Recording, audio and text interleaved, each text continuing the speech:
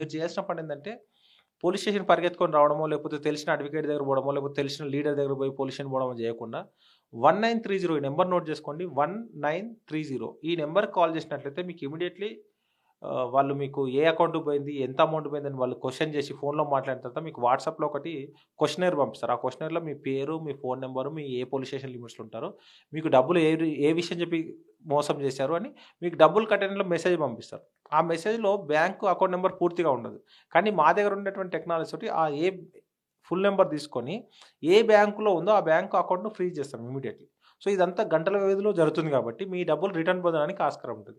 So, మీరు మోసపోయినామని తెలిసిన immediately మీరు 1930కి కాల్ చేసినట్లయితే ఈ ఇన్ఫర్మేషన్ ఈజీగా డిపార్ట్‌మెంట్ దగ్గరకొస్తుంది. ఆ అకౌంట్ ఫ్రీజ్ అవుతది. మీ అమౌంట్ రిటర్న్ చేసుకోవడానికి, మీ అమౌంట్ మీరు పొందడానికి ఆస్కారం ఉంటది.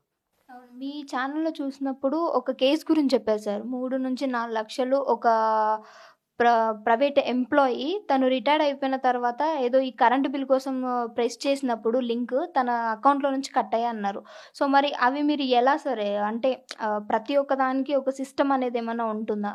అతను హ్మ్, రూ. 4,95,000 పోయాయి. అవును. సో, అతను ఇన్ టైమ్‌లో 1930కి కాల్ చేయడం వల్ల అతనికి అమౌంట్ రిఫండ్ వచ్చింది. ఓకే. అదే ఒకవేళ ఇన్ టైమ్‌లో రిపోర్ట్ చేయకుండా ఉన్నట్లయితే అతను 4,50,000 రిటైర్డ్ ఎంప్లాయీ అంటే మళ్ళీ అవి పొందడం చాలా కష్టం. ఆయన చాలా కష్టార్జితం ఎప్పటినుంచో కూడబెట్టుకున్న డబ్బులవి. ఇట్లాంటివి ఇది సింపుల్ లైవ్ ఎగ్జాంపుల్ అతనికి. ఇమ్మీడియేట్‌లీ 1930 కాల్ చేసి మా దగ్గరకొచ్చి కంప్లెయింట్ చేసాడు. కంప్లెయింట్ రిజిస్టర్ అయింది. ఆ 1930 వల్ల కంప్లెయింట్ చేయడం వల్ల అక్యూజ్డ్ అకౌంట్‌లో హోల్డ్ అయింది. మళ్ళీ రిఫండ్ వచ్చింది అతనికి. సో, ఎవరైనా 1930కి ఇబ్బంది పడొద్దు.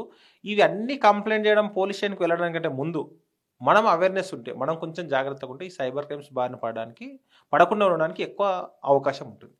ఈ వీడియో చూస్తున్న అందరూ క్యూబ్ టీవీ శ్రోతలకి సైబర్ క్రైమ్స్ నుంచి మీరు మిమ్మల్ని కాపాడుకోవాలన్నా, లేకపోతే సొసైటీని కాపాడాలన్నా, మీ చుట్టుపక్కల వారిని కాపాడాలన్నా, ముందు చేయాల్సిందంటే తెలిసిన అవేర్‌నెస్ విషయాల్ని 10 మందికి షేర్ చేయడం. ఒక సాంగ్, ఒక ఫన్నీ ఇన్సిడెంట్, ఒక కామెడీ బిట్ పంపడం వల్ల ఆ 2 సెకన్లు నవ్వుకుంటాం. ఒక 10 సెకన్లు నవ్వుకోగలుగుతాం. అదే ఒక సైబర్ అవేర్‌నెస్ సంబంధించిన crime free India YouTube channel videos share చేసినట్లయితే, ఏ వీడియో అయినా 5, 10 నిమిషాల కంటే ఎక్కువ ఉండదు. ఆ వీడియో షేర్ చేసినట్లయితే లైఫ్‌లో ఎప్పుడో ఒకసారి అతనికి ఒక పెద్ద ప్రమాదం నుంచి కాపాడిన వాళ్ళైతారు. సో, మీకు ఒక సెల్ఫ్ సాటిస్ఫాక్షన్ ఉంటది. ఒక మంచి పని చేసినానని. ఆ వె తీసుకున్న వ్యక్తి కూడా హ్యాపీ ఫీల్ అవుతారు. ఫర్ ఎగ్జాంపుల్ మీరు 10థ్ క్లాస్ గ్రూప్‌లో పంపారనుకోండి. వాళ్ళు చూసిన వాళ్ళు కూడా నిన్ను అప్రిషియేట్ సరే మంచి వీడియో పెట్టినావు అంటారు. అదే నువ్వు ఫన్నీ వీడియో పెడితే మంచి వీడియో పెట్టినా స్పెషల్‌గా అప్రిషియేట్ చేయరు. నవ్వుతారు, ఊరుకుంటారు గానీ. సో, మీకు ఒక సెల్ఫ్ సాటిస్ఫాక్షన్ ఉంటది.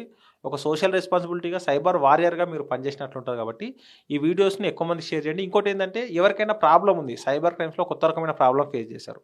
దాన్ని ఎట్లా రిపోర్ట్ చేయాలి, ఏం చేయాలనేది మీరు కామెంట్ పెడితే కూడా మా టీమ్ నుంచి మీకు రిప్లై వస్తది. ఎలా అప్రోచ్ కావాలి, దాని నుంచి ఎలా బయటపడాలని చెప్పడానికి కూడా ఈ మా టీమ్ నుంచి మీకు రిప్లై వస్తది కాబట్టి ఎలాంటి ఇబ్బంది పడకుండా మీరు మీ ప్రాబ్లమ్‌ను మీరున్న దగ్గర నుంచే క్లియర్ చేసుకోవడానికి ఆస్కారం ఉంటుంది. కాబట్టి ఈ వీడియోస్ ఎక్కువ మందికి షేర్ చేయండి. లైక్ చేసినా చేయకపోయినా పర్వాలేదు. సబ్‌స్క్రైబ్ అనేది మీ ఇష్టం. బట్ షేర్ చేయండి. ఎక్కువ మందికి షేర్ చేస్తే ఎక్కువ మందికి ఈ విషయం తెలుస్తది. ఎక్కువ మంది సేవ్ అవ్వడానికి